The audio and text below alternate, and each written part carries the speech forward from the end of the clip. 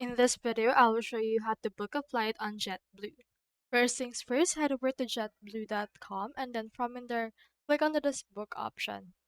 So for this one, just input right here your actual round trip flight that you would want.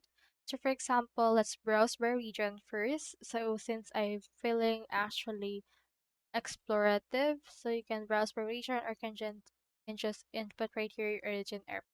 I have inputted right here Texas to Los Angeles and just input right here your departure as well as your return date.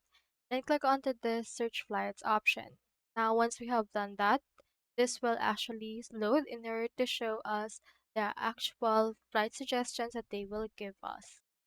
So we have in here some suggestion for the departure flights. Head over and then choose in here which one you want. I'll choose in here this one and I'll choose the blue. And then after that, just choose in your returning flight. I'll choose in here another one, which is this. And then I'll choose in here the blue basic. Now click on accept.